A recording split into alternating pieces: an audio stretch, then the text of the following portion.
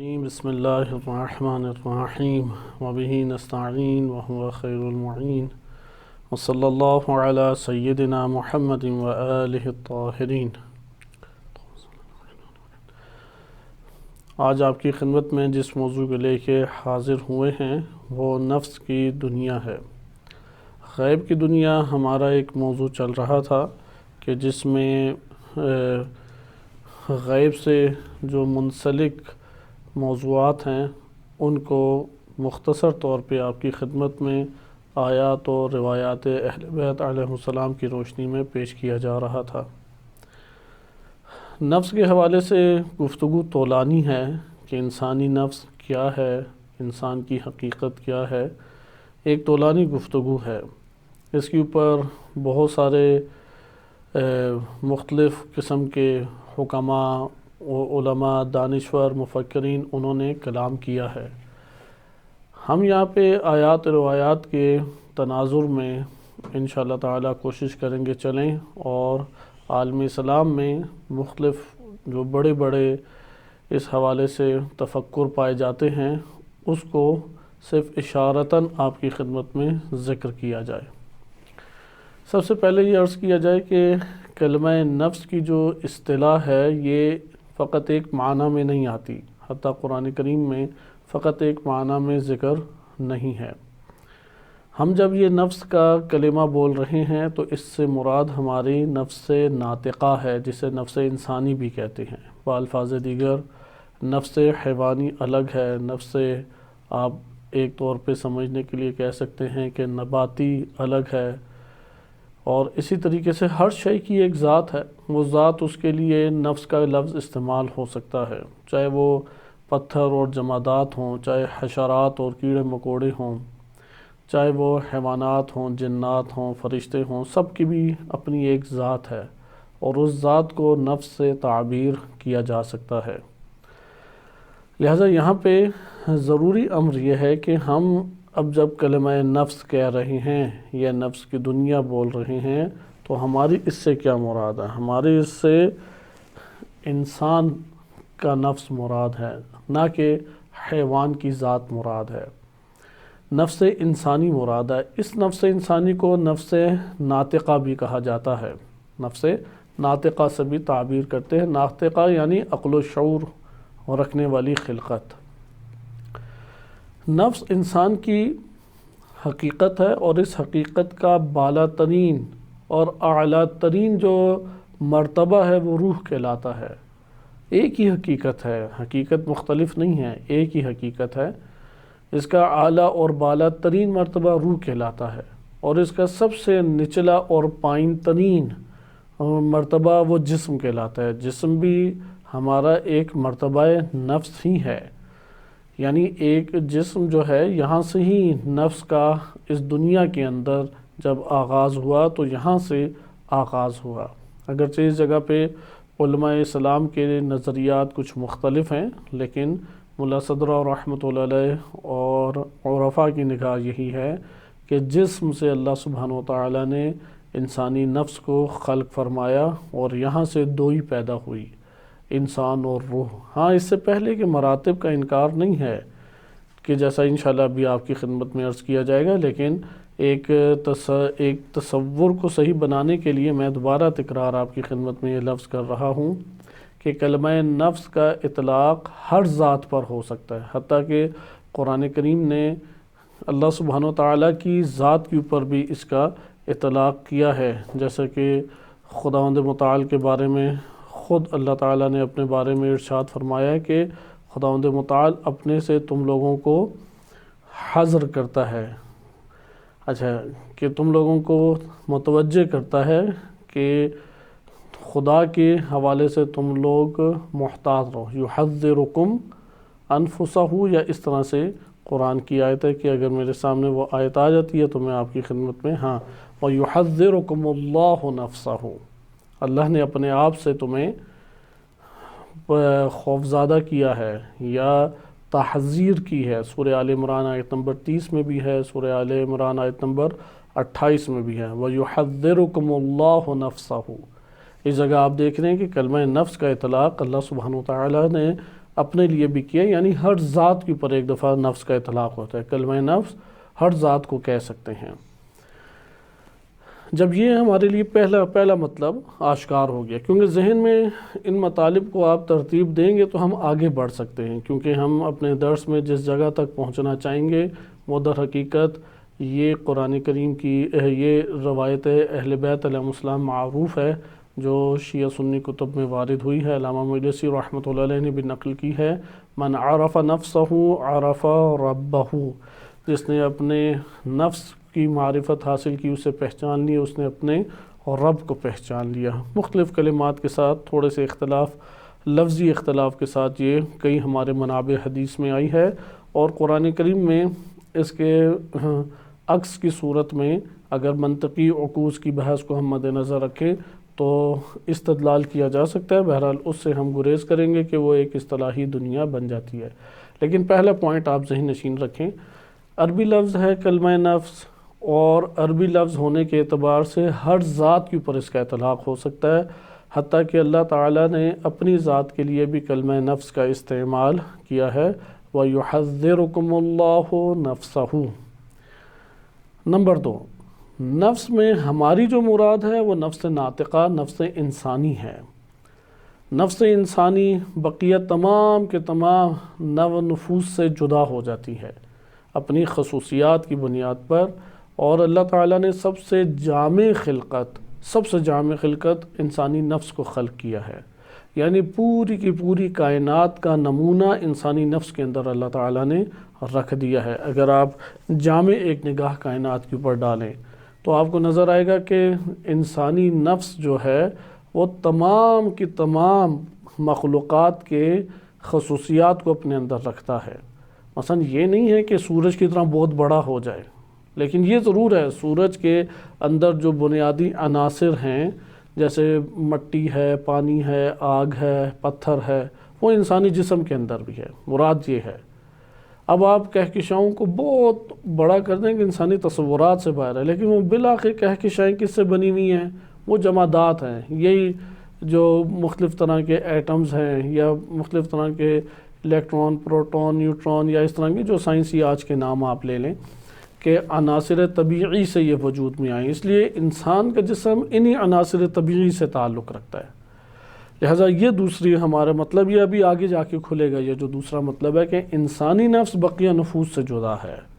لہٰذا اللہ تعالیٰ نے انسان کے نفس میں تمام جمادات کی بھی خصوصیات رکھی ہیں، اہم خصوصیات، جامع خصوصیات۔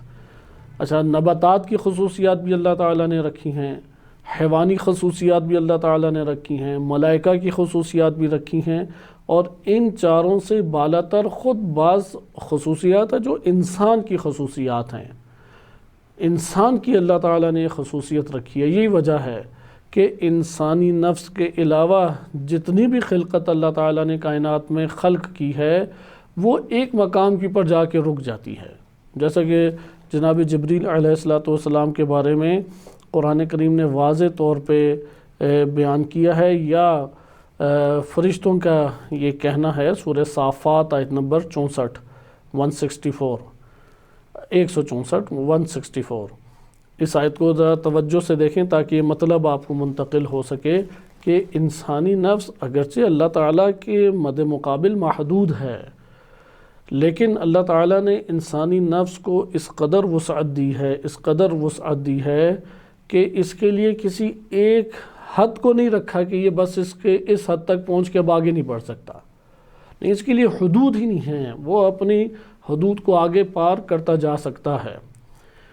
انسانی نفس کے علاوہ جتنی بھی خلقت ہے وہ ایک حد کے اوپر جا کے رک جائیں گی۔ یقیناً انسان کے بعد سب سے بالا ترین خلقت فرشتے ہیں بلا شک و شبہ، لیکن فرشتے ایک حد کے اوپر رک جائیں گے، ان کی اس سے آگے حدود ختم ہے، اس سے آگے نشوونما بالفاظ دیگر ختم ہے، اس سے آگے بڑھنا ان کا ختم ہے، اور اس کے اوپر قرآن کریم کی واضح آیت دلالت کرتے ہیں، سورہ صافات آیت نمبر 164 وَمَا مِنَّا إِلَّا لَهُ مَقَامٌ مَعْلُوم، کہ ہم میں سے کوئی ایسا نہیں ہے مگر یہ کہ اس کا مقام ہمیں معلوم ہے، اس مقام معلوم سے آگے وہ نہیں جا سکتا۔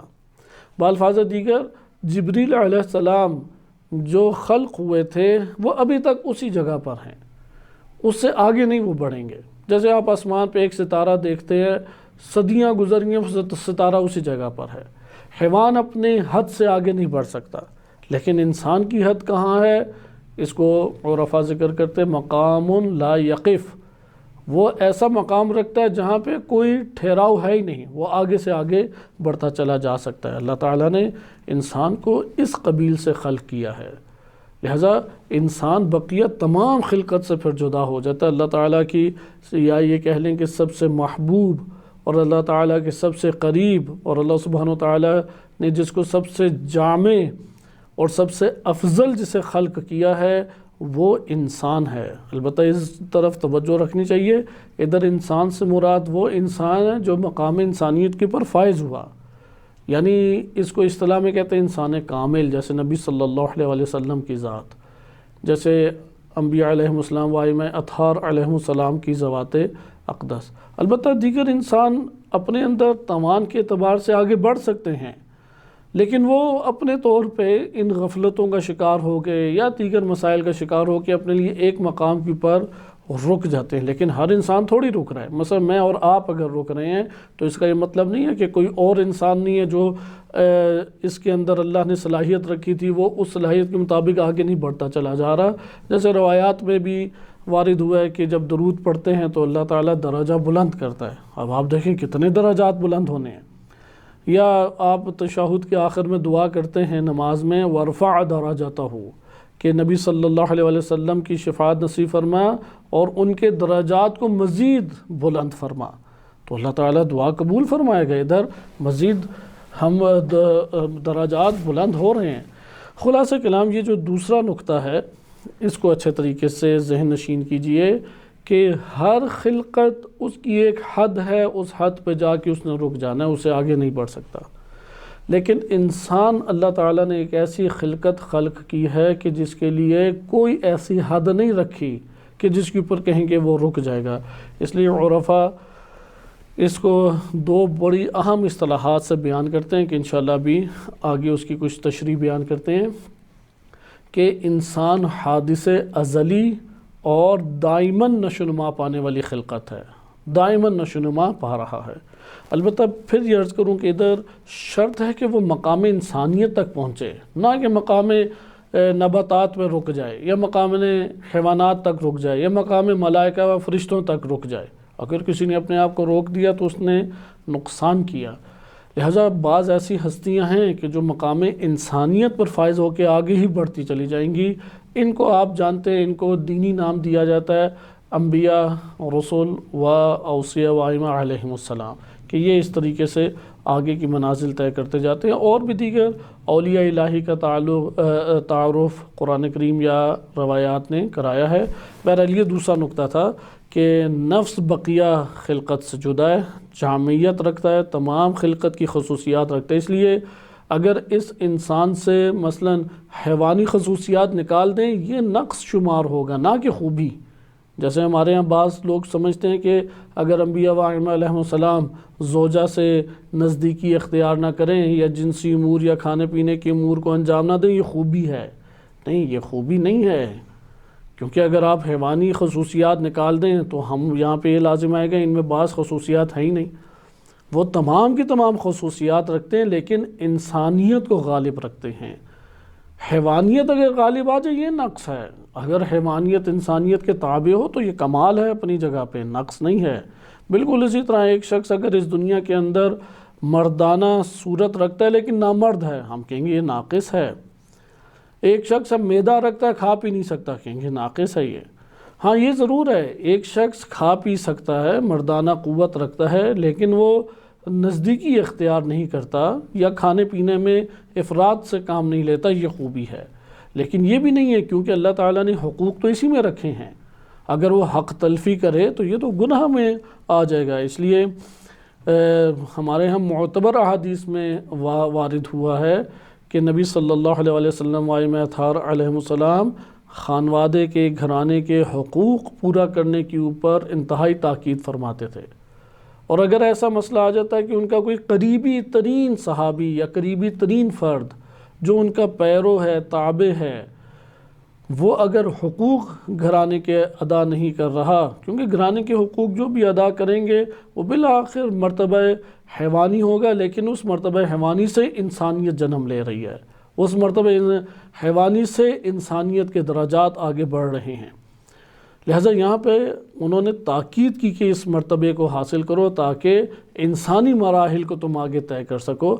لہٰذا نفس انسانی یہاں پر ہے کہ نفس انسانی جامعیت رکھتا ہے، یعنی نفس انسانی ایک اللہ تعالیٰ نے ایسی خلقت خلق کی ہے، وہ جمادات کی سطح پہ زندگی بسر کرنا چاہے تو وہ بن سکتا ہے، وہ اگر نباتات کی زندگی بسر کرنا چاہے، جیسے بعض لوگ صرف ہر ٹائم اپنے آپ کو بنا سنوار رہے ہوتے ہیں، یعنی اپنے بالوں کو سنوار رہے ہیں، اپنے جسموں کو سنوار رہے ہیں، اچھے کپڑے پہن رہے ہیں، خوشبوئیں لگا رہے ہیں، بس اس کے علاوہ کوئی ان کا غم و ہم نہیں ہے، ہر ٹائم فیشن کی دنیا میں لگے رہنا، یہ درختوں والی زندگی بسر کر رہا ہے۔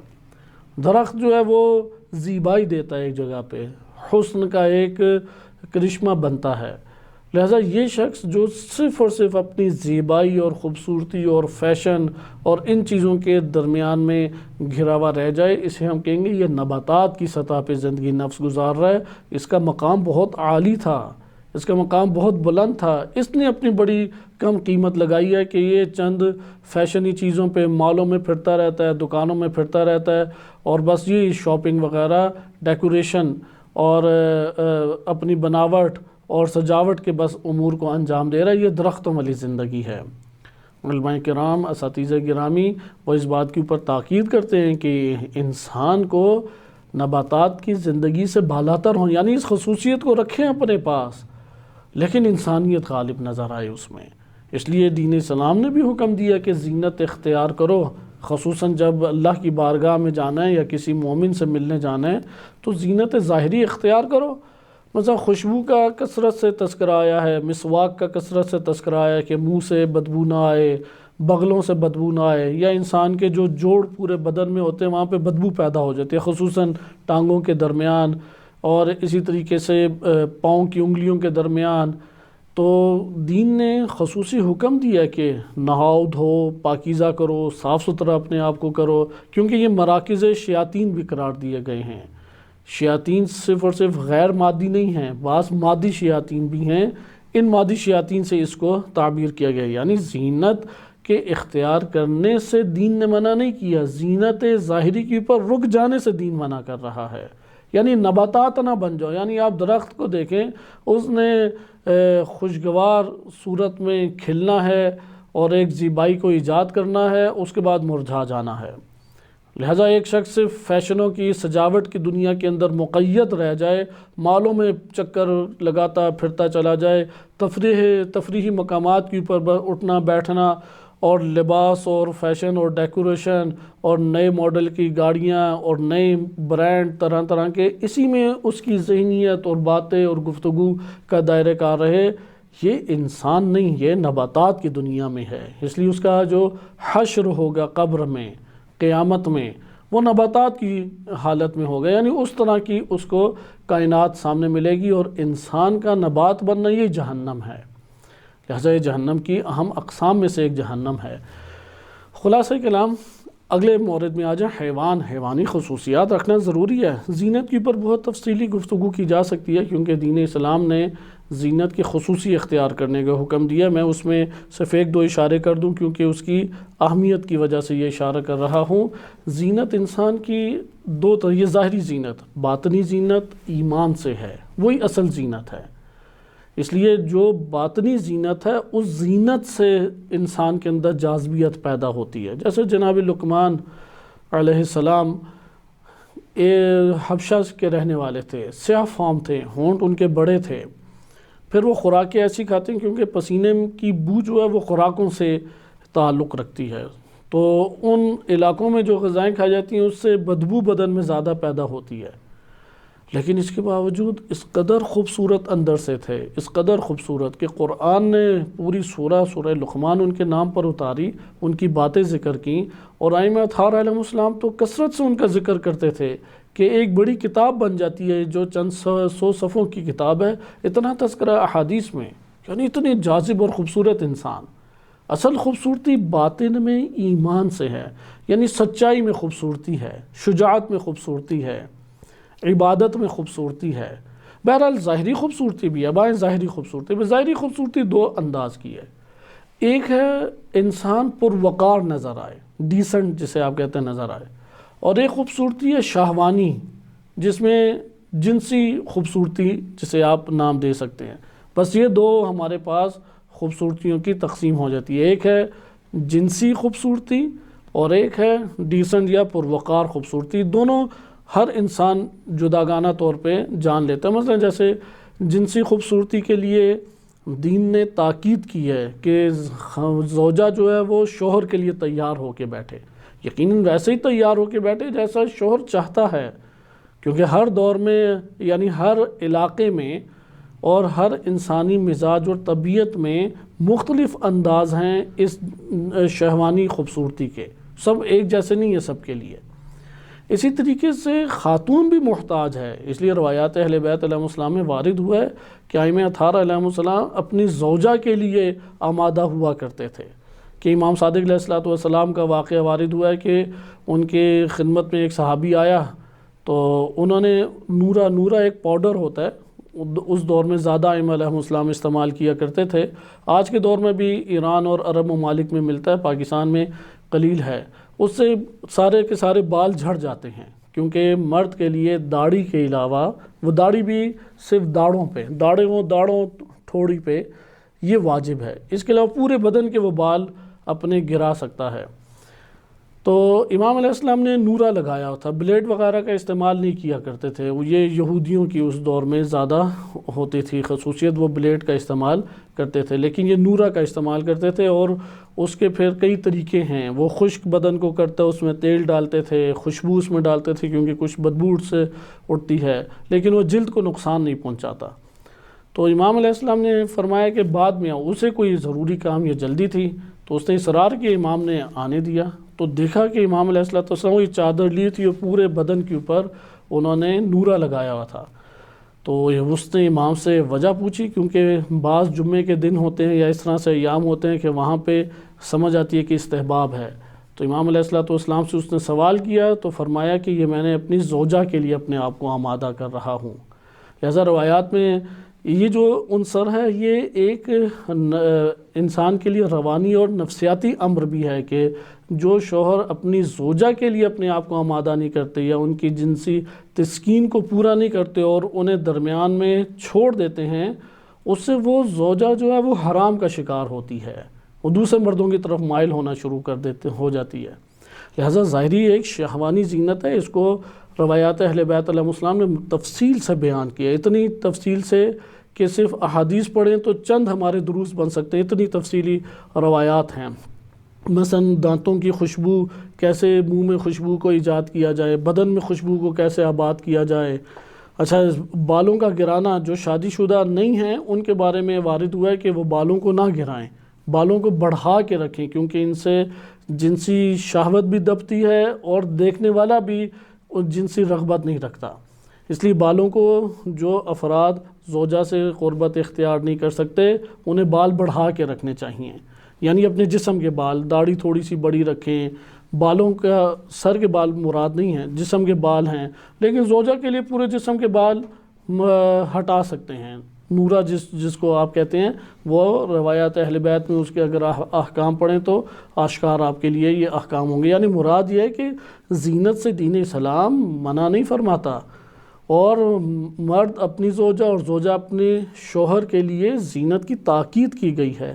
حتیٰ کہ بعض خواتین، الکافی جیسی معتبر کتب میں وارد ہوا ہے کہ نبی صلی اللہ علیہ وسلم کے پاس تشریف لائیں تو خوشبو وغیرہ اس نے نہیں لگائی ہوئی تھی خاتون نے، تو نبی صلی اللہ علیہ وسلم کی زوجہ کہ حضرت عائشہ تھیں یا حضرت حفصہ، ان میں سے کوئی ایک زوجہ تھی، انہوں نے کہا کہ یا جناب ام سلمہ کہ یہ خوشبو وغیرہ کا استعمال نہیں کرتی، تو نبی صلی اللہ علیہ وسلم نے پھر اسے بلا کے پوچھا تو کہا میرا شوہر میرے قریب ہی نہیں آتا تو میں نے کس کے لیے خوشبو کا استعمال کرنا ہے۔ یعنی اس وقت ایک رواج تھا کہ خاتون وہ خصوصی طور پہ اپنے شوہر کے لیے اہتمام زینت کا کیا کرتی تھی۔ اس کے علاوہ ایک زینت ہے جو ڈیسنٹ، پروقار بننے کے لیے، شخصیت کے لیے ہے، پرسنالٹی کے لیے ہے، اس کا بھی دین اسلام نے حکم دیا ہے۔ لہٰذا شہوانی زینت کے طور طریقے ہیں، مثلا حتیٰ کہ اعضاء کے طور طریقے ہیں، بالوں کا سٹائل ہے، آنکھوں کا سٹائل ہے، ہونٹوں کا سٹائل ہے، چلنے کا انداز ہے، جیسے کہ یہ آج کے دور میں شیاطین نے اس کو عام کرنے کی کوشش کی ہے تاکہ یہ انگیزے مردوں کے بھڑکے رہیں۔ زینت شہوانی فقط اور فقط زوجہ اور زوج، شوہر اور بیوی کے درمیان جائز ہے، بقیہ کسی کے لیے بھی اللہ تعالیٰ نے جائز قرار نہیں دی۔ اس لیے روڈوں کے اوپر، بازاروں میں، گھروں میں اس زینت کا اظہار کرنا فسق ہے، حرام ہے، یہ شیاطین کا ایک پھندہ ہے، یعنی یہ ابھی شیطان کا شکار نہیں ہو رہا، شیطان کا ساتھی بن کے اگلے کو اغوا کر رہا ہے۔ جو مرد اور عورت، زوج اور زوجہ کے علاوہ کسی کے سامنے شہوانی زینت کو آشکار کریں، یہ شیطان ہیں۔ اگر کسی نے واقعی معنی میں شیطان کو آنکھوں سے دیکھنا ہے تو انہی افراد کو دیکھ لے کہ جو شہوانی زینت و شہوانی انداز یا شہوانی گفتگو اور شہوانی باتوں کو وہ میاں بیوی کے درمیان کی بجائے عام لوگوں کے درمیان یا غیروں کے درمیان اسے آشکار کریں، یہ حتماً و حتماً شیاطین یا فحشاء ہیں۔ دوسری زینت پروقار اور پرزینت بننا ہے کہ اس کی بھی تفصیل ہے۔ اس کی حد اقل تفصیل یہ ہے کہ صاف لباس پہنے، مہنگا لباس، برانڈ والا لباس، اس کی تاکید نہیں ہے، لیکن صاف ستھرا لباس پہننا انسان کے اختیار میں ہے۔ مثلا جس میں انسان سوتا ہے یا جس میں انسان تیز تیز سفر کرتا ہے، چلتا ہے، اس کپڑے میں بدبو پیدا ہو جاتی ہے۔ لہذا روایات اہل بیت علیہ السلام میں یہ وارد ہوا ہے کہ مستحب یہ ہے کہ نماز کے لیے جاؤ تو وہ لباس تبدیل کر دو جس میں تم سویا کرتے ہو۔ اچھا، اسی طریقے سے پانی اس کے اوپر پڑتا رہے لباس کے اوپر، وہ بدبو پیدا کر دیتا ہے، اس لیے خوشبو لگانے کا حکم ہے، دھونے کا حکم ہے، نہانے کا حکم ہے، کیونکہ جو جوڑ ہیں پورے بدن کے، ان بدنوں میں پسینے کی وجہ سے شدید بدبو پیدا ہوتی ہے۔ اس کو شیاطین کی جگہیں بھی بدن میں کہا گیا ہے۔ اسی طرح بال ہیں، زیر ناف اور بغل کے بال کاٹنا مستحب تاکیدی ہیں، واجب نہیں ہیں۔ اہل سنت میں بعض واجب سمجھتے ہیں، لیکن یہ تاکیدی ہیں کہ ان کے بالوں کو ہٹایا جائے، کہ نورہ کا حکم جیسا میں نے عرض کیا کہ وہ اس کا سیرت اہل بیت علیہ السلام کے مطابق طریقہ کار ہے۔ اسی طرح دانتوں کو صاف رکھا جائے، اسی طرح کنگھی کی جائے کہ نبی صلی اللہ علیہ وسلم کے بارے میں علامہ طباطبائی رحمۃ اللہ علیہ نے ذکر کیا اپنی کتاب میں کہ داڑھی کو اوپر سے 40 مرتبہ کنگھی کرتے تھے اور نیچے سے 70 مرتبہ کنگھی فرمایا کرتے تھے، پلکوں کو درست کرتے تھے۔ اچھا، اسی طریقے سے ناخنوں کا کاٹنا ہے۔ اگر نبی صلی اللہ علیہ وسلم کو نہ خوشبو ملتی تو اپنی زوجات کے کپڑوں کو اپنے کپڑے سے مل کے خوشبو کو منتقل کیا کرتے تھے، لیکن خوشبو لگائے بغیر وہ گھر سے باہر نہیں نکلتے تھے۔ اسی طرح نماز پڑھنے کے لیے اللہ کے حضور اور لوگوں سے ملاقات کے حضور، ان دو مقامات پہ زینت کا خصوصی حکم دیا گیا ہے۔ وہ تو ہم پڑھ چکے جو زوج اور زوجہ کی زینت ہے۔ لہٰذا یہ اب زینت دین اسلام نے حکم دیا ہے، لیکن کسی کی زندگی کل اسی میں محدود ہو کے رہ جائے، یہ نباتات کی زندگی کہلاتی ہے۔ اسی طرح حیوانی زندگی ہے۔ حیوانی زندگی دو چیزوں سے عبارت ہے، شہوات اور غضب، غصہ غضب سے۔ اگر کسی کی زندگی کے اندر شہوات غالب رہتی ہے، یعنی کھانے پینے کی ہر ٹائم اسے فکر رہتی ہے، یا اس کو جنسی امور کے انجام دینے کی ہر ٹائم فکر لگی رہتی ہے، وہ اسے باہر ہی نہیں آ پاتا، تو یہ حیوانی مرتبے کے اوپر نفس زندگی بسر کر رہا ہے۔ تھا انسانی نفس، اس نے آگے بڑھ جانا تھا، اس کو اختیار کرنا تھا، جیسے دین اسلام نے اس کے اوپر بہت تاکید کی ہے کہ یہ اللہ کی امانت ہے جسم، اسے بھیجا بھوکا رکھ کے نقصان پہنچاؤ گے تو تم نے کوئی حلال اور جائز کام نہیں کیا، نقصان پہنچایا ہے تم نے، اللہ تعالیٰ کی بارگاہ میں حق تلفی کی ہے جو امانت اللہ نے جسم کے عنوان سے انسان کو دی تھی۔ اس لیے مناسب نیند لینا، مناسب خوراک لینا، اتنی مقدار کی ورزش کرنا یا اتنی مقدار کی سیر کرنا کہ جس سے انسان کی تھکاوٹ اتر جائے اور جسم کی ڈیمانڈ پوری ہو جائے، یہ لازم ہے انسان کے لیے۔ اسی طریقے سے زوجہ کا حق پورا کرنا، زوجیت کا حق پورا کرنا، یا گوشت کھانا، یا اسی طریقے سے دیگر اللہ تعالیٰ کی نعمات سے استفادہ کرنا، یہ شہوانیت کی ہی اساس پر ہے۔ لیکن جو فقط اسی دائرے میں زندگی بسر کرے، دین اسلام نے آ کے منع کیا ہے کہ یہ درست عمل نہیں ہے۔ تم انسان ہو، تم حیوان تھوڑی بنائے گئے ہو۔ حیوان یہ ہے کہ ایک طرف سے کھاتا رہتا ہے، دوسری طرف سے نکالتا رہتا ہے، اور اس کے علاوہ اس کا اور کوئی کام نہیں ہے، پھر کھیل کود کر کے کچھ ہضم کرتا ہے۔ اس لیے جگالی ہر ٹائم کرتے رہنا، یا نیند کا پیٹ بھرے رہنا، یا جنسی پیٹ ہر ٹائم بھرتے رہنا، یا کچھ سن سن کے کانوں کا پیٹ بھرتے رہنا، نہیں، پیٹ ہر ٹائم نہ بھرو، استعمال کرو۔ وہ جو حق ہے، جو اللہ تعالیٰ نے امانت دی ہے، وہ باقی رہے۔ جو اللہ نے نعمات دی ہیں ان سے اپنے آپ کے اندر تازگی پیدا کرو تاکہ عبادت بہترین کر سکو۔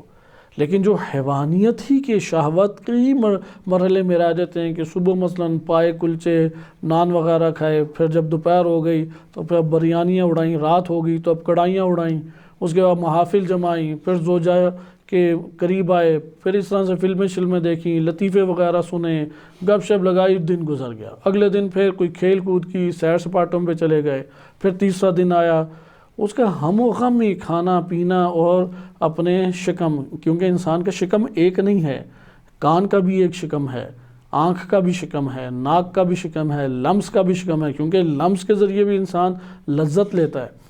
اسی طریقے سے جنسی ایک انسان کا شکم اور پیٹ ہے، اسی طرح معدہ خوراک کا ایک شکم ہے، جو اپنے ان شکموں کو ہی فقط بھرتا رہے اور اسی کی تگ و دو میں فقط لگا رہے، یہ حیوان ہے۔ تھا انسانی نفس لیکن حیوانیت پہ اتر کے زندگی بسر کر رہا ہے، اسے باہر آنا چاہیے، اس سے نہیں باہر آئے گا، اگلا حشر اس کا حیوانات کے ساتھ ہے، کیونکہ اس نے اپنے اندر ڈالا ہی حیوانیت کو ہے، جو ڈالا ہے وہی دیکھے گا۔ اس کے بعد آ جاتا ہے تیسرا، ملائکہ۔ ملائکہ بننا انسان کے لیے وہ نہیں ہے کوئی فضیلت، ہاں بقیہ سے بہتر ہے بلا شک و شبہ۔ مثلا حیوانیت میں جیسے حیوانیت عرض کیا، شہوات اور غضب، یہ دو امر حیوانیت ہیں۔ بناؤ سنگار فقط کرتے رہنا، یہ ہے نباتات، اور خالی پڑے رہنا، بعض لوگوں کو نیند ہی اچھی لگتی ہے، ہر ٹائم پڑے رہتے ہیں، یہ ہیں جمادات والی زندگیاں۔ بعض ہیں جو اہل عقل و فکر ہیں لیکن عمل میں بڑے ڈھیلے ہیں، لہذا ملائکہ یعنی پاکیزہ ہیں، شہوات سے انہیں غرض نہیں ہے، کیونکہ عقل اور شہوت ایک ساتھ چل ہی نہیں سکتی۔ آپ اپنی زندگی میں بارہا تجربہ کر کے دیکھ لیں، کوئی اگر لا دین اور ایتھیسٹ ہے یا کمیونسٹ ہے، سیکولر ہے، لیکن پڑھنے والا ذہن ہے، آپ دیکھیں گے اسے کھانے پینے سے رغبت ہی نہیں ہے۔ اس لیے اکثر سائنٹسٹ جو ہیں ان کے گھرانے ہی نہیں آباد۔ مثلا آئنسٹائن ہے، اس کی غالباً 3 شادیاں ہوئی، تینوں ناکام۔ اسی طریقے سے جس نے پوری دنیا کو فساد میں مبتلا کیا، کارل مارکس، جس نے ہسٹری کے ذریعے سے اقتصاد میں نظریہ دیا اور 2-3 ممالک میں انقلاب آیا، اس کی بھی اسی طرح سے بچے تھے، غربت میں مر گئے، بیویاں تھیں، آخر میں شادی نہیں کی اس نے، بچے اور بیویاں، کوئی ان کا اہتمام نہیں اس نے کیا۔ لہٰذا کیونکہ عقل اور شہوت اور غضب یہ تینوں جم ہو ہی نہیں سکتے۔ شہوت اور غضب یہ اس طور پہ جم ہو جاتے ہیں کہ دونوں ایک ساتھ ایکٹیو نہیں ہو سکتے۔ اگر غصہ آیا ہو تو کوئی شہوانی غریزے نہیں بھڑکیں گے، اس لیے غصے میں نہ کھانا کھایا جاتا ہے، نہ زوجہ سے قریب ہوا جاتا ہے، نہ جنسی رغبت ہوتی ہے، نہ کوئی گانے شانے سنے جاتے ہیں، نہ کوئی منظر اسے اچھا لگتا ہے۔ غصہ اور شہوت آپس میں جم نہیں ہو سکتے، لیکن یہ ضرور ہو سکتا ہے کہ نفس ان میں ڈھل جائے۔ زیادہ تر وہ اسی دائرے میں رہتا ہے، یا لڑائی جھگڑوں میں، قتل و غارت میں، نفرتوں اور کینہ بغض، بدلہ لینے، انتقام لینے میں پڑا ہوا ہے، یا شہوات میں پڑا ہوا ہے۔ یہ حیوانی نفس بن یا تھا انسانی، لیکن اگر انہیں استعمال کرتا ہے، لیکن انسانیت کو اوپر غالب رکھتا ہے، یہ ہے نفس انسانی۔ لہذا نفس کی دنیا یہ دنیا ہے کہ اس نے شہوات سے بھی استفادہ کرنا ہے، غضب سے بھی استفادہ کرنا ہے، خوبصورتی اور زینت سے بھی استفادہ کرنا ہے، جمادات کی صورت میں زندگی، نیند اور خوابوں سے بھی استفادہ کرنا ہے، اسی طریقے سے عقل و فکر سے بھی استفادہ کرنا ہے۔ ملائکہ کا مرتبہ یہ ہے کہ پاکیزہ ہیں کیونکہ عقل و فکر میں زندگی بسر کر رہے ہیں، لیکن انسان کا ملائکہ تک رک جانا یہ خوبی نہیں ہے۔ اس لیے ائمہ و انبیاء علیہ السلام کو صرف فرشتوں کی سطح پہ آپ رکھ دیں تو یہ خوبی نہیں ہے، انسان فرشتوں سے بالاتر آگے جائے گا۔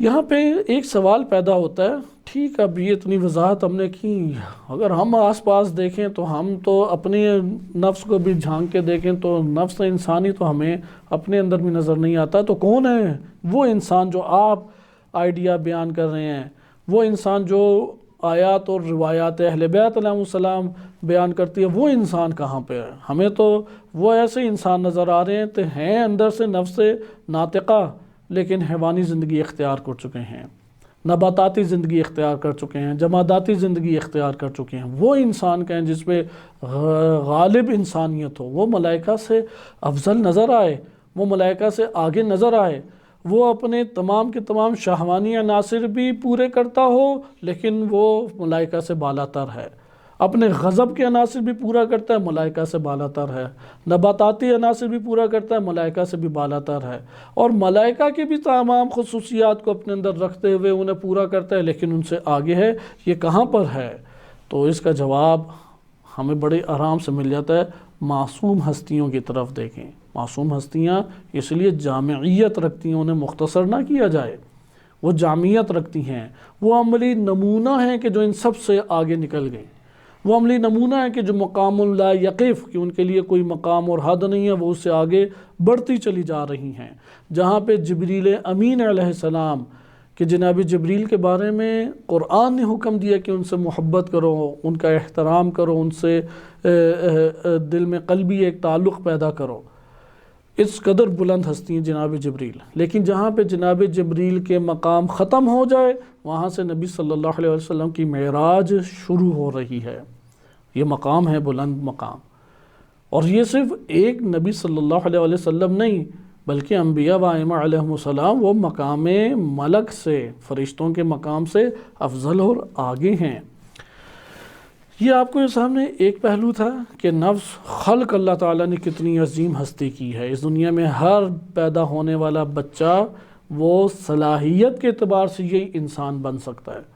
عملاً جس جگہ پر ہے وہ نباتات کے مرحلے میں پیدا ہوتا ہے، نباتات سے پھر حیوانی مرتبے پر آتا ہے، اور اگر تربیت نہ کرے پھر حیوانی مرتبے پہ ہی قائم دائم رہ جاتا ہے۔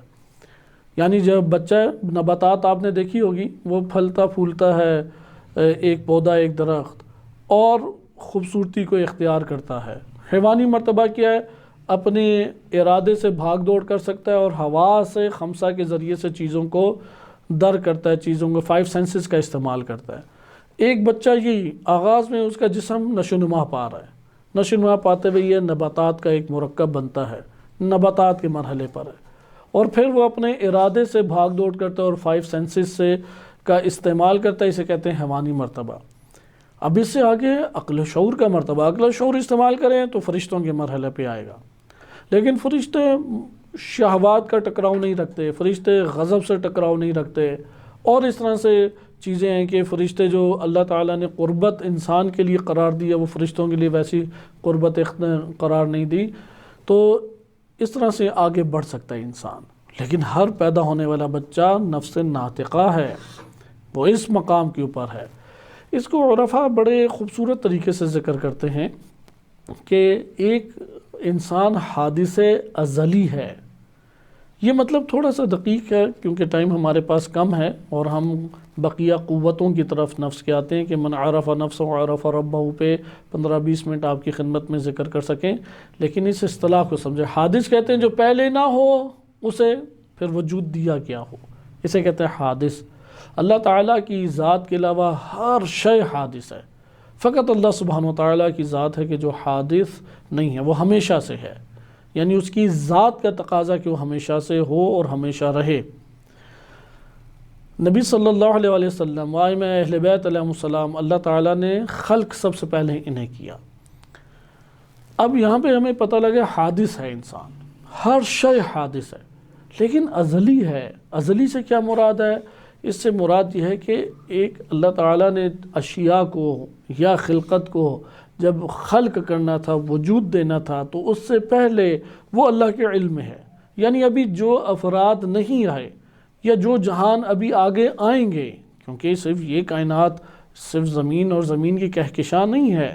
امام باقر علیہ السلام کی معتبر روایت شیخ صدوق رحمۃ اللہ علیہ نے ذکر کی ہے خصال معانی الاخبار میں کہ امام باقر علیہ السلام سے راوی نے پوچھا کہ ہم آدم علیہ السلام کے بارے میں، تو امام نے فرمایا تم یہ سمجھتے ہو کہ تم ہی فقط اولاد آدم ہو اور یہی ایک آدم تھے؟ کہا کہ 1,00,000 آدم اور 1,00,000 جہان پہلے گزر چکے ہیں، یعنی ایسا نہیں ہے کہ زمین تباہ ہوگی تو اس کے بعد دوبارہ کوئی زمین ہی نہیں بننی. ہاں ہم لوگ نہیں آئیں گے، لیکن کسی اور کہکشاں میں اللہ تعالیٰ کا یہ فیض بے کراں وہ جاری رہے گا، خلقت اسی طرح چلتی رہے گی. یہ نمونہ، یہ ماڈل، نفس ناطقہ کا ماڈل وہ آتا رہے گا، یعنی نباتات، حشرات اور ان کے ماڈل آتے رہیں گے. جیسے پچھلے والے گزر گئے، ہم آ رہے ہیں، ہم گزر جائیں گے، پھر آگے آئے گا. وہ جس طرح پانی بہہ رہا ہے، جو پیچھے سے پانی آ رہا ہے اور آگے والا آگے بڑھ رہا ہے، جو بڑھ گیا وہ پیچھے نہیں آتا اور پیچھے والا ختم نہیں ہوتا، بس وہ بہتا جا رہا ہے. اس طرح سلسلہ حیات بہتا چلا جا رہا ہے. یہ زمین، یہ کہکشاں ملکی وے ختم ہو جائے گی، کسی اور کہکشاں میں ایک سیارہ زمین کا بنے گا. اسی طریقے سے وہ ابتلاء اور آزمائش کی جگہ بنے گا، وہاں پہ بھی اللہ کے انبیاء اور حجج آئیں گے، وہاں پہ بھی بشر اور انسانیت آئیں گے، پھر وہ آگے جائیں گے، پھر اس طرح سے سلسلہ آگے بڑھتا رہے گا. بہرحال یہ ہمارے موضوع سے ہٹ کے، یعنی نفس ناطقہ وہ حادث ہوتے رہیں گے یہ. لیکن ہر چیز جو اس کائنات میں آ رہی ہے وہ پہلے اللہ کے علم میں ہے. اسے کہتے ہیں وجود علمی. عرفان میں اس کی اصطلاح عیان ثابتہ ہے. یہاں پہ کچھ اختلاف ہے کیونکہ ائمہ اہل بیت علیہ السلام کی روایات اس حوالے سے ہمارے پاس موجود ہے. مثلا میں بات کو تھوڑا آسان کر کے بیان کروں، کیونکہ انسان جب خلق ہو گیا تو پھر ابدی ہے، پھر ختم نہیں ہوگا کبھی بھی. یعنی لبس بعد لبس ہے، ایک لباس کے بعد دوسرا لباس، اس کے بعد تیسرا لباس، اس کے بعد مثلا دنیاوی لباس کے بعد برزخی و قبر کا لباس، قبر کے لباس کے بعد قیامت کا لباس. لباس میں لباس تبدیل ہو رہا ہے، لیکن یہ نہیں ہو رہا کہ انسان معدوم ہو جائے، انسان نابود ہو جائے، انسان ختم ہو جائے. جسم ختم ہمارا ہو جائے گا، نفس تو باقی رہے گا، کیونکہ نفس ایک عمارت کی طرح ہے کہ اس کا سب سے اوپرلا حصہ کیا؟ روح. اس کا اوپر یعنی سر والا حصہ کہتے ہیں روح، اور سب سے نچلا حصہ یعنی پاؤں والا حصہ. مثلا میں ایک آپ کو محسوس مثال دے رہا ہوں، جسمانی مثال دے رہا ہوں، سمجھ سکیں کہ نفس انسان کا، کیونکہ نفس غیر مادی چیز ہے، انسان کی مادی شے نہیں ہے. نفس انسان کا بالا ترین مرتبہ روح ہے، اور سب سے نچلا حصہ یہ جسم ہے. اب جسم اس دنیا میں ختم ہو گیا، وہ بقیہ نفس تو باقی ہے. وہ نفس تو جسم کی، یعنی آپ جوتوں سے آزاد ہو گئے. ہمارے جسم کی مثال جوتوں کی سی ہے، اس لیے یا لباس کسی ایک لباس اتار دیا ہم نے، لباس اتار دی ادھر، میں تو اس طرح موجود ہوں نا، اگلا لباس پہن لوں گا. وہ اگلا لباس کیا ہے؟ برزخی لباس. برزخی لباس بھی اتر جائے گا، اگلا لباس میں پہن لوں گا. وہ لباس کیا ہے؟ وہ قیامتی لباس ہے. لہذا لبس بعد لبس ہے.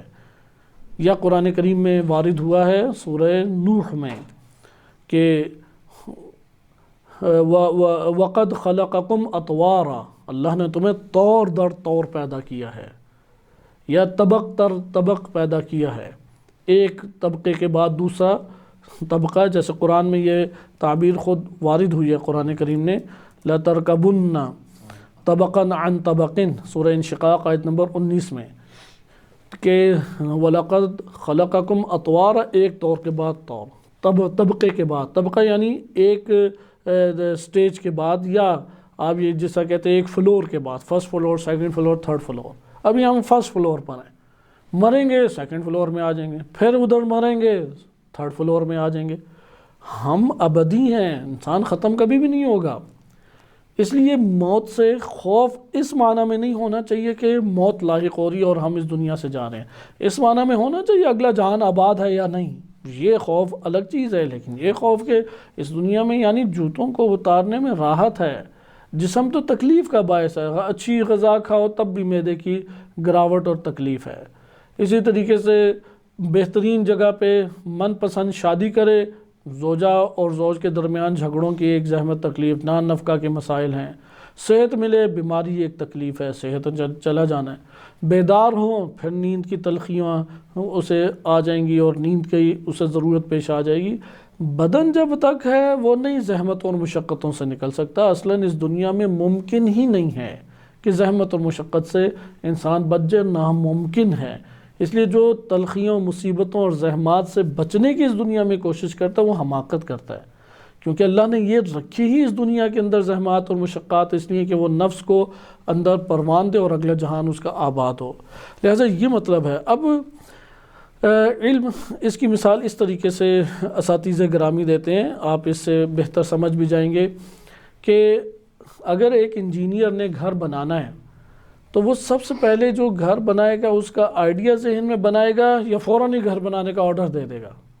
پہلے ذہن میں گھر بنے گا، اس کے نفس میں علمی طور پہ گھر بنے گا، اس کا سارا جائزہ لے گا، پھر وہ جب نفس میں اپنے بنا لے گا تو اس کے بعد وہ باہر بنائے گا، گھر بنائے گا۔ اسی طرح پوری کائنات میں ازل سے لے کے ابد تک جو خلقت آئی ہے یا جس خلقت نے آنا ہے یا آ چکی ہے ابھی، یہ ساری کی ساری خلقتیں پہلے اللہ کے علم میں ہیں، اس کے علم نے احاطہ ان کا کیا ہوا ہے۔ اس کو کہتے ہیں وجود علمی۔ لہذا ہم سب کا ایک وجود علمی ہے، یعنی ہم اللہ تعالیٰ کے علم میں تھے، تب اس کو ہم کہیں گے وجود علمی۔ اس وجود علمی سے پھر تنزل کیا، جیسے وہ انجینئر کے ذہن سے وہی گھر جو اس نے بنانا ہے اب وہ تنزل کر کے باہر آئے گا۔ اس لیے آپ قرآن کریم کی عبارتوں میں کلمہ نزول پڑھتے رہیں گے بار بار۔ چیزیں نازل کہتے ہیں اترنے کو، صعود کہتے ہیں اوپر جانے کو۔ تو نازل ہو رہی ہیں چیزیں، خزانے اللہ کے نازل ہو رہے ہیں، قرآن اللہ کا نازل ہو رہا ہے، انبیاء اللہ کی طرف سے بھیجے جا رہے ہیں، نزول ہے چیزوں کا۔ لہذا وجود علمی سے نکل کے اب آئے تو جہان عقل میں پہلے آئے۔ یہاں پہ چیز بند ہے، جیسے بیج کے اندر بند ہوتی ہے، ادھر پہ یعنی آپ کہہ لیں فقط روح ہے، انسان ابھی بدن نہیں آیا، فقط روح ہے، لیکن روح کی بھی صورت وہ نہیں ہے کہ جو ابھی ہے۔ عقل کے بعد وہ آیا عالم ملکوت، جسے عالم ذر کا نام بھی دیتے ہیں، وہاں پہ اللہ تعالیٰ نے عہد و پیمان باندھا۔ یہاں پہ بھی روح ہے انسان کی، اس طرح سے کوئی بدن اور اس کے عناصر نہیں ہے۔ پھر زمین کے اوپر آیا۔ اب جب زمین کے اوپر آنا ہے تو خاص طریقے سے اس کی خلقت ہوئی کہ یہاں پہ جو نباتات اور شجرات اور حیوانات ہیں وہ ہمارے والدین نے کھایا، ان سب کو کھایا تو سلالۃ من الطین، نچوڑ نکلا۔ جیسے گنا ہے اور ایک گنے کا رس ہے، گنے کے رس کو کہتے سلالہ۔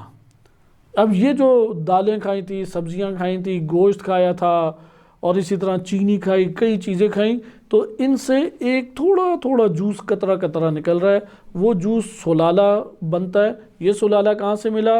وہ بنا ہے ان غذاؤں سے۔ غذائیں کہاں سے آئیں؟ یہ ساری مٹی سے آئیں، اسے سلالۃ من الطین، یعنی مٹی کے اندر اللہ نے حیات رکھی ہے۔ پانی ہے، مٹی ہے، اس میں حیات اللہ تعالیٰ نے رکھی ہے، اور پانی بھی اسی مٹی سے آتا ہے یا آسمان سے آتا ہے۔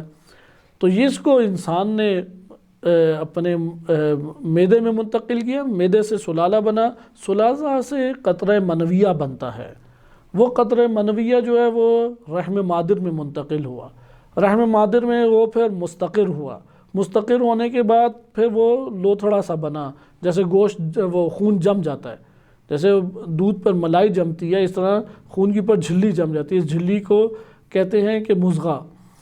پھر وہاں سے بنا علقہ، چبایا ہوا گوشت کی مانند بنا لوتھڑا، جیسے آپ نوالے کو چبائیں اور نکالیں تو اس طرح کا لوتھڑا بنا۔ اس لوتھڑے سے پھر اللہ تعالیٰ نے اس کا دل پہلے بنایا، کیونکہ دل امام کی حیثیت رکھتا ہے۔ کائنات میں اللہ کا نظام یہ ہے کہ پہلے اللہ نے حجت کو بھیجا ہے، پھر سلسلہ شروع کیا ہے۔ لہٰذا بدن کے لیے بھی پہلے حجت، وہ دل کو بنایا، پھر بقیہ چیزوں کو بنایا۔ پھر عناصر ایسے اللہ تعالیٰ نے رکھے کہ جس ذرے نے آنکھ بننا ہے وہ پاؤں نہیں بنتا، جس نے بال بننے ہیں وہ ناخن نہیں بنتا، جس نے معدہ بننا ہے وہ جلد نہیں بنتا۔ ہر ذرے کو اللہ نے ہدایت دی ہوئی ہے۔ وہ شکم مادر میں اسی طریقے سے اللہ اسے حرکت دیتا رہتا ہے اور اس کی تصویر کشی ساتھ ساتھ کرتا رہتا ہے۔ وہ ایک مرحلے کے بعد دوسرا، دوسرے کے بعد تیسرا، یہاں تک کہ جسم سوی بن جاتا ہے۔ پھر جسم سوی 4 مہینے میں شکم مادر میں بن جاتا ہے، پھر وہ سفر طے کرتا ہے محکم پن کا، پختگی کا۔ اب ہڈیاں محکم ہو رہی ہیں، گوشت پکا ہو رہا ہے، جلد جو بہت ہی ملائم تھی وہ محکم اور اپنے طور پہ سج رہی ہے، اور اس کے اوپر نقش و نگار بنتے چلے جا رہے ہیں کہ 9 ماہ کے بعد وہ شکم مادر سے باہر آتا ہے۔ یہ جو چوتھے مرحلہ ہے، یعنی چوتھا مہینہ ہے کہ جب وہ جسم بن گیا، جسم بننے کے بعد پھر وہ آگے جسم کے محکم پن اور پختگی کے مرحلے ہیں، تقریباً 5 مہینے۔ لیکن یہ جو چوتھا مہینہ ہے، چوتھے مہینے میں جیسے ہی جسم مکمل ہوتا ہے، اسی سے ایک غیر مادی خلقت اللہ تعالیٰ ایجاد کرتا ہے، اور وہ غیر مادی خلقت وہ کہلاتی ہے نفس انسان کا، روح، وہی روح جو کہ اللہ سبحانہ و تعالیٰ کے وجود علمی سے یہاں پہ اتری، اور یہ ارتباط قائم ہوتا ہے، اور یہاں سے کہتے ہیں کہ ثم انشأناہ خلقا آخر، سورہ مومنون آیت نمبر 14 میں یہ پورا سلسلہ وارد ہوا ہے، پورا سلسلہ جو میں نے آپ کی خدمت میں ذکر کیا ہے، ثم انشأناہ، پھر ہم نے اسی کو، یعنی اسی جسم کو ہم نے ایک اور خلقت میں تبدیل کر دیا، وہ ہے خلقت نفس۔ یہ اس کی مثال اس طریقے سے ہے، آپ لوبیے کا بیج لیں اور ایک گلاس لیں، مٹی تھوڑی سی ڈالیں، لیکن اس طرح سے کہ وہ بیج آپ کو نظر آئے۔ آپ دیکھتے ہیں کہ 1-2 دن گزرتے ہیں، بیج کے نیچے جڑیں نکل آتی ہیں، بیج پھٹ جاتا ہے، جڑیں نکل آتی ہیں، وہ جڑیں آہستہ آہستہ بیج جو ہے وہ ختم ہوتا چلا جاتا ہے، جڑیں اس کی بنتی ہیں، اور جڑیں اوپر ایک وجود کو، گلاس سے باہر ایک وجود کو جنم دے رہی ہیں، جسے آپ کہتے ہیں پودا۔ یہ انسان ہے، انسان کا یہ قطرات آئے، ان قطرات کے ذریعے سے جسم بنا۔ یہ جسم جب بن رہا ہے تو یہ وہی بیج، لوبیا کے بیج کی مانند ہے جس کی جڑیں نکل رہی ہیں۔ اب اسی بیج نے ایک اور خلقت، کہ جو لوبیا نہیں ہے لیکن لوبیا سے ہی وہ خلقت نکلی ہے، جو درخت آپ کو نظر آتا ہے، تمام بیجوں میں آپ کو اسی طرح زمین کے اندر ہے وہ بیج، لیکن آپ کو باہر پودا نظر آ رہا ہے۔ اب بیج اور پودے میں اس حوالے سے فرق ہے، لیکن وہ پودا کہاں سے آیا، یہ دکھائی دینے والا درخت کہاں سے آیا، یہ اسی بیج سے آیا ہے۔ لہذا اسی جسم سے اللہ تعالیٰ ایک اور خلقت بنام نفس یا روح جسے آپ کہتے ہیں اسے خلق فرما دیتا ہے، اور ثم انشأناہ خلقا آخر۔ یہ نظریہ حکمت مطالعہ ملا صدرہ رحمۃ اللہ علیہ کا نظریہ، یعنی یہاں سے آپ نے دیکھا اب یہ بدن، یعنی وہ بیج اپنے وجود کو فنا کرتا رہے گا، تو جتنا تیزی سے فنا کرے گا پودا اتنا تیزی سے نشوونما پائے گا۔ اسی طرح ہم اپنے اس جسم کو آہستہ آہستہ کھوتے چلے جائیں گے، لیکن اس جسم کو اگر ہم نے روح کی نشوونما کا باعث قرار دیا تو یہ جسم آہستہ آہستہ اسی طرح مٹ جائے گا جیسے وہ لوبیے کا بیج آہستہ آہستہ فنا ہو جاتا ہے، ختم ہو جاتا ہے، لیکن دوسرے وجود میں ڈھل کے اس کو پھر اگلے جہان میں ظاہر اور آشکار کر دیتا ہے۔ یہ ہمارے پاس نفس کا ایک پہلو تھا۔ نفس کو اللہ تعالیٰ نے بہت قوتیں دی ہیں، یہ اب ساری بحثیں ایک طرف، کیونکہ اس بحثوں میں اور بہت ساری طولانی چیزیں ہیں، ہم اسے نظر انداز کرتے ہیں۔ نفس کے اندر صلاحیتیں بہت ساری ہیں، اور ایک ہے قوتیں، یہ دو الگ چیزیں ہیں۔ قوتوں کی مثال ہے آلات کی سی، جیسے مثلا روح میری ہے تو آنکھیں اللہ نے مجھے دی ہیں، یہ ایک میرے پاس قوت بصارت ہے۔ سماعت کی، سننے کی قوت دی ہے اللہ نے، چکھنے کی قوت دی ہے، لمس کرنے کی قوت دی ہے، یہ ساری قوتیں کہلاتی، قوت آلات کی مانند ہے۔ بس ایک نفس ہے، یہ ذات حقیقی ہے، اور ایک نفس کی ملکیت ہے اس کی قوتیں۔ مثلا کسی کی آنکھ ضائع ہو جائے، انسان تو باقی ہے، لہذا قوت اگر چھن جائے تو نفس باقی رہے گا۔ نفس اور قوتیں ایک نہیں ہیں، لیکن اس طریقے سے باہم ہے کہ کبھی جدا نہیں ہو سکتی، اس طریقے سے ایک دوسرے کے ساتھ جڑی ہوئی ہیں۔ اس کو بہترین طور پہ سمجھنے کے لیے، کیونکہ قوتوں کے ہمارے پاس تھوڑی طولانی ایک فہرست آ جاتی ہے کہ آج اس کے لیے ہمارے پاس وقت نہیں ہے، آپ کے سامنے نفس حیوانی اور نفس انسانی میں فرق بیان کر دیا گیا۔ انسانی قوتوں کی قسمیں مختصر بیان کی جاتی ہیں، لیکن اب ہم سب بعض قوتوں کو تو جانتے ہیں، اور وہ بعض قوتیں کیا ہیں، ہم سب کے پاس وہ قوت، وہ نفس کی قوت ہے۔ اس طرف توجہ رہے، نفس غیر مادی ہے تو قوت بھی غیر مادی ہے، اس قوت کا تعلق اس جسم کے ساتھ بھی ہے۔ مثلا اگر آنکھ فقط دیکھتی ہوتی تو پھر جب یہ آنکھ بند ہو جاتی ہے تو نفس کو نہیں دکھائی دینا چاہیے تھا، لیکن خواب میں ہم سب دیکھتے ہیں۔ اس کا یہ مطلب ہے کہ نفس کے پاس قوت باصرہ ہے، دیکھنے کی قوت نفس کے پاس ہے۔ اس دنیا میں دیکھنا چاہتی ہے نفس تو اسے آنکھ کی احتیاج ہے۔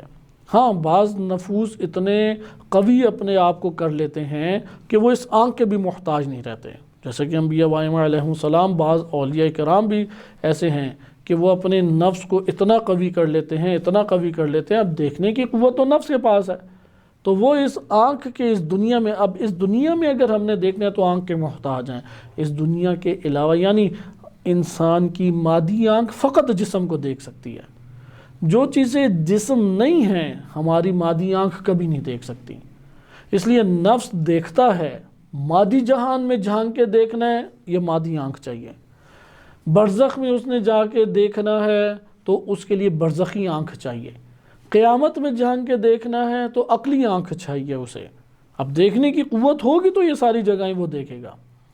اسی طرح انسان نے چکھنا ہے، مادی غذا چکھنی ہے، زبان، معدے، جسم اور صحت کی ضرورت ہے، برزخی غذا چکھنی ہے تو برزخی اسے ضرورت ہے ذائقے کی، اور عقلی ذائقہ چکھنا ہے، اب چکھنے کی حیث انسان کے وجود میں ہوگی تو وہ چکھ سکے گا، وَإِلَّا نہیں چکھ سکے گا۔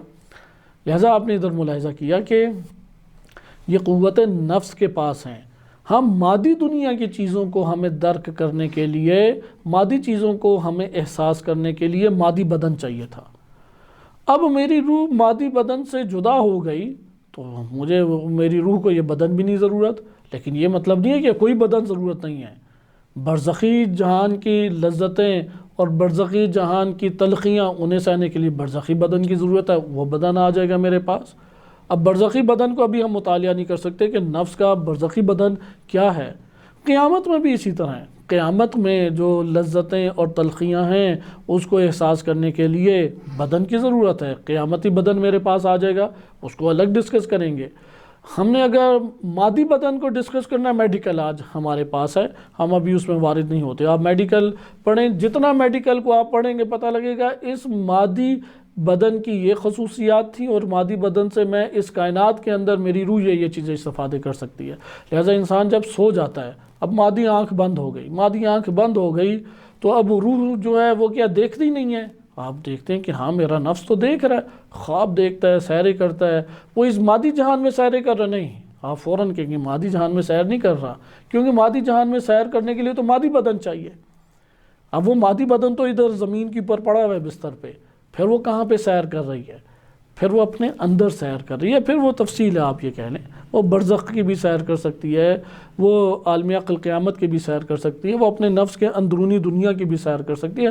سیروں کے مقامات انسان کے لیے بہت وسیع اور طولانی اور نہ ختم ہونے والے ہیں، لہذا اس مادی دنیا کے اندر سیر سپاٹے کرنے ہیں تو یہ بدن چاہیے، تو اس لیے قوتیں ساری نفس کی ملکیت ہیں، نفس مالک ہے اور اس کی ملکیت یہ قوتیں ہیں۔ اب قوت عقل الگ ہے، قوت حس الگ ہے، پھر حس ظاہری ہے، ایک حصے باطنی ہے کہ ابھی میں صرف اب اشارہ کر کے آگے چل رہا ہوں تاکہ انشاءاللہ کسی اور تفصیلی مورد میں ہم اسے پڑھیں گے، کیونکہ ہر قوت کے اوپر الگ الگ طولانی چند درسوں کی ضرورت ہے، تب جا کے یہ ہمارے لیے قوت کھلے گی۔ خود یہ بڑا ایک دقیق موضوع ہے جو بہت کم ایسے افراد ہوں گے کہ جن کے لیے یہ موضوع کھلا ہے، یہ اہل عقل و فکر کے لیے بھی آسانی ہے کیونکہ اس کے لیے علوم کا متعدد ہونا لازم ہے کہ یہ جو قوت دیکھنے کی قوت ہے، مشاہدے کی قوت روح کے پاس ہے، اس قوت کا اس مادی آنکھ سے تعلق کیسے قائم ہوا ہے؟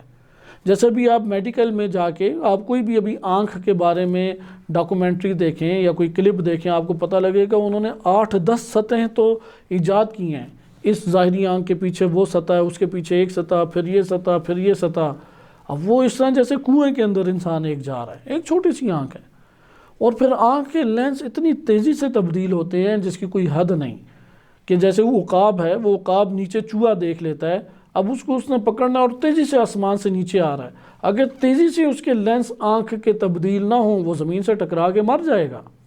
سائنس اس پہ بہت حیران ہے کہ یہ کس طریقے سے آنکھ اس طریقے سے کام کرتی ہے تیزی کے ساتھ، اس لیے جو مادی جسم کی خلقت ہے وہی بہت حیرت انگیز اور تعجب آور ہے، کجا یہ کہ نفس کے پاس جو قوت باصرہ ہے اس کا مشاہدہ کریں اور اس کی وسعتوں کا مشاہدہ کریں، وہ جھانک کے کہاں کہاں دیکھ لیتی ہے، وہ برزخ میں بھی دیکھ لیتی ہے، وہ قیامت بھی دیکھ لیتی ہے، وہ جنت بھی دیکھ لیتی ہے، جہنم بھی یہ صرف دیکھنے کی حص ہے، چکھنے کی حص اس کے بعد ہے۔ لہٰذا چکھنے کی ایک دفعہ میں جنسی لذت جسم کے ذریعے، مادی جسم کے ذریعے حاصل کرتا ہوں، ایک دفعہ خیال کے ذریعے، ایک دفعہ برزخی دنیا میں، ایک دفعہ اشتہا ہے قیامت کی دنیا میں، بس پتہ لگا اصل تو انسان کے نفس کے پاس ہے یہ جنسی لذت اور جنسی استفادے کی دنیا، کھانے پینے کی لذت وہ انسانی نفس کے پاس ہے، غیر مادی ہے۔ ہاں مادی خوراک کھانے کے لیے صحت جسمانی چاہیے تھی۔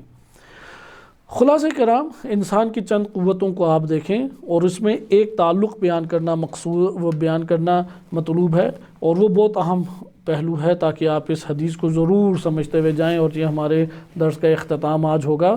انسانی نفس چونکہ بہت تعجب آور ہے، پوری کائناتوں کو اللہ نے اس نفس کے اندر سمو دیا ہے، اور یہ امیر المومنین علیہ الصلوۃ والسلام کا فرمان بھی ہے کہ تم یہ سمجھتے ہو کہ تم چھوٹی سی ایک جہان ہو، جبکہ اللہ نے تمہارے اندر ایک جہان کبیر اکٹھا کر دیا ہے کہ وَتَحْسَبُ أَنَّكَ جِرْمٌ صَغِيرٌ، تم یہ سمجھتے ہو کہ چھوٹے سے ایک ذرے، جرم صغیر، جرم کہتے ہیں چھوٹا سا جراثیم، جراثیم جرم سے ہی آیا ہے جو نظر ہی نہیں آتا۔ وَتَحْسَبُ، تم یہ گمان کرتے ہو أَنَّكَ جِرْمٌ صَغِيرٌ، نہیں وَفِيكَ أَنْتَ وَالْعَالَمُ الْأَكْبَرُ، اللہ نے بہت بڑا جہان تیرے اندر بند کر دیا ہے، فرشتوں کا نمونہ تیرے اندر موجود ہے، حیوانوں کے نمونے تیرے اندر ہیں، نباتات کے، جمادات کے، یعنی قیامت کے نمونے بھی ہیں، برزخ کے نمونے بھی ہیں، مادی جہان کے نمونے بھی ہیں، پوری کائنات تو تیرے اندر سمو دی۔ تو ایک دفعہ اپنے نفس میں جھانک کے اللہ کی قدرتوں کا مشاہدہ فرما۔ لہذا نفس کی قوتیں کیا ہیں؟ قوت عقل ہے، قوت حس ظاہری ہے جسے 5 سینسز کہتے ہیں، حس باطنیہ ہے، اسی طرح انسان کی اندر جو مختلف قوت نباتیہ ہے، قوت غازیہ، غذا کی قوت انسان کے پاس موجود ہے۔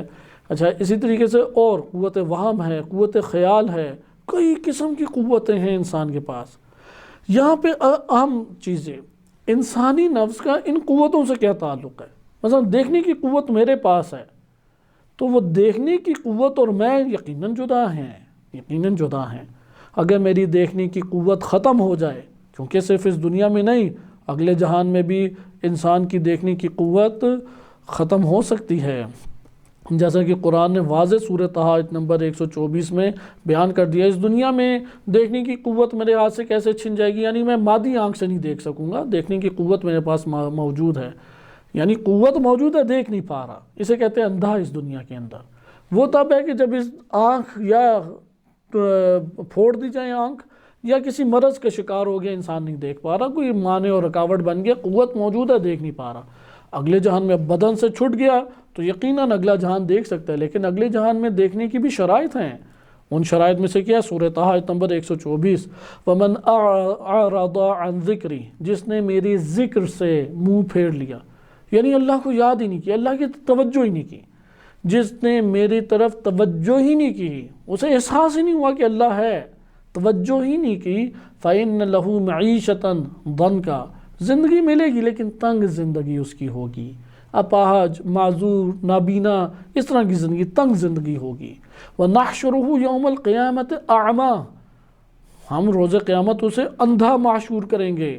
قوت بصارت تھی، نہیں دیکھ پا رہا اگلا جہان میں، اگلے جہان میں یعنی اس دنیا میں کہتے ہیں میں نہیں دیکھ پا رہا، دیکھنے کی قوت ہے، خواب آتے ہیں لیکن اس دنیا کا نظارہ نہیں کر پا رہا۔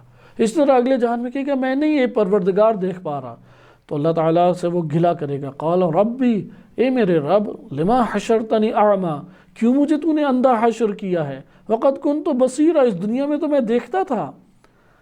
تو پھر اللہ تعالیٰ فرمائے گا، قال کذالک اتتک آیاتنا، ہماری آیات تو تیرے پاس آئی تھی، فنسیتہا، تو نے انہیں بھلا دیا۔ پس اس دنیا میں فراموشی اللہ کے ذکر سے اگلے جہان کی نابینا پن کی بیماری کا سبب بنتا ہے، اور اس دنیا میں اللہ کی طرف توجہ کرنا اگلے جہان کی بینائی کا تیز ہونے کا باعث بن جاتا ہے۔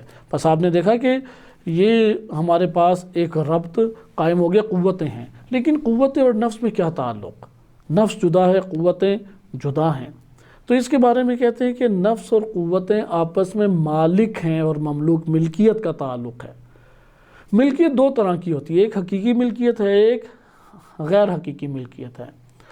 ہر وہ ملکیت جس میں مالک سے اس کی ملکیت والی چیز جدا ہو سکے وہ غیر حقیقی ملکیت ہے، حقیقی ملکیت نہیں ہے۔ جیسے میں زمین کا پلاٹ کا مالک ہوں، موبائل کا مالک ہوں، لباس کا مالک ہوں، لیکن یہ مجھ سے جدا ہو سکتی ہیں۔ حتیٰ میرا یہ جسم، یہ مجھ سے جدا ہو سکتا ہے، یہ میں اس کا مجازن مالک ہوں، حقیقی مالک نہیں ہوں۔ لہٰذا پلاٹ ادھر رہ جائے گا، بینک بیلنس ادھر رہ جائے گا، میرے موبائل، آل اولاد، سب چیزیں ادھر رہ جائیں گی، کیونکہ میں ان کا حقیقی مالک نہیں ہوں۔ حقیقی مالک کا ہے جہاں مالک سے وہ مملوک، وہ ملکیت والی چیز کبھی بھی جدا نہ ہو۔ انسان کی قوتیں کسی بھی مرحلہ زندگی میں اس سے جدا نہیں ہوتی۔ جسم جدا ہو جائے گا، دیکھنے کی قوت ہے، سننے کی قوت ہے۔ برزخی زندگی اس سے جدا ہو جائے گی، قیامت میں بھی قوت انسان کے نفس کے ساتھ ہے، دیکھنے کی قوت باقی ہے، سننے کی قوتیں باقی ہیں۔ قوت انسانی نفس سے جدا نہیں ہوتی، اس لیے قوت اور نفس میں ملکیت حقیقی کا تعلق ہے۔ یہاں پہ علامہ حسن زادہ عاملی رحمۃ اللہ علیہ تکرار کے ساتھ بیان فرماتے ہیں، اور آج یہ جو آخری جملہ میں نے بولا ہے کہ انسانی نفس اور قوتوں میں ملک حقیقی کا تعلق ہے کہ انسان ان قوتوں کا جب جیسا استعمال کرنا چاہے کر سکتا ہے، جب ان کا سوئچ آف کرنا چاہے آف کر دے گا، آن کرنا چاہے آن کر دے گا۔ کبھی یہ قوتیں اس سے جدا نہیں ہو سکتی، ہمیشہ نفس کے ماتحت ہیں یہ قوتیں۔ یہ خصوصیات جب آپ نے مطالعہ کی تو یہاں سے حدیث کا معنی آپ کے لیے روشن ہو گیا کہ من عرف نفسہ عرف ربہ۔ علامہ حسن زادہ عاملی رحمۃ اللہ علیہ تکرار کے ساتھ کتب میں بیان فرماتے ہیں، اساتذہ گرامی تکرار کے ساتھ یہ بات بیان فرماتے ہیں کہ آپ اپنے نفس کے اوپر تنہائی میں دقت کے ساتھ جا کے غور کریں۔ جو آپ کے نفس کا آپ کی قوتوں کے ساتھ تعلق ہے اللہ سبحانہ و تعالیٰ کا، وہی تعلق اپنی خلقت کے ساتھ ہے، اپنی مخلوق کے ساتھ وہی تعلق ہے۔ اس لیے من عرف نفسہ، یعنی جس نے اپنے نفس اور قوتوں کے درمیان تعلق کی معرفت حاصل کر لی، عرف ربہ، وہ پہچان لے گا کہ رب کا اور خلقت کا، مخلوق کا تعلق بھی ویسا ہی ہے۔ اس لیے اللہ کے ماتحت ہے ساری مخلوق، اللہ مالک حقیقی ہے، کبھی اللہ سے یہ جدا نہیں ہو سکتی۔ قرب اور بعد اس معنی میں نہیں ہے کہ اللہ سے جدا ہو جائے، کبھی نہیں ہو سکتی، جنت میں ہو یا جہنم میں ہو، اللہ سے جدا کوئی شے نہیں ہو سکتی۔ پھر اللہ تعالیٰ جس کو جیسا استعمال کرنا چاہے، جیسا اور کب اس کو استعمال نہ کرنا چاہیے وہ اس کے اختیار میں ہے، اس کے اختیار سے کبھی باہر نہیں آ سکتی۔ اللہ کے ہر شے ماتحت ہے، لہذا جو نفس اور اس کی قوتوں میں تعلق ہے رب العالمین کا اپنی خلقت کے ساتھ وہی تعلق ہے۔ یہ قرآن کریم کی آیت آپ کے سامنے تھی، اور اسی قرآن کی آیت کو ایک اور طرح سے اللہ تعالیٰ نے بیان کیا ہے، البتہ اس کو تھوڑا سا تبدیل کر کے سورہ حشر میں بیان کیا ہے۔ سورہ حشر آیت نمبر 19، وَلَا تَكُونُوا كَالَّذِينَ نَسُوا اللَّهَ، ان لوگوں کی طرح نہ ہو جانا جنہوں نے اللہ کو فراموش کر دیا، فَأَنسَاهُمْ أَنفُسَهُمْ، اگلے جہان میں اللہ ان کے نفوس کو ان سے بھلا دے گا۔ یعنی یہ معرفت جو حاصل نہیں کرتا وہ اگلے جہان میں نابینا ہے۔ ضروری ہے کہ یہ معرفت حاصل کرے، اپنے نفس کی اساس کے اوپر اپنے رب کو پہچاننے کے لیے کوشش کرے، اور جو اپنے آپ کو فراموش کر دے وہ رب کو بھی فراموش کر دے گا۔ صلی اللہ علیہ سیدنا محمد و آلہ الطاہرین۔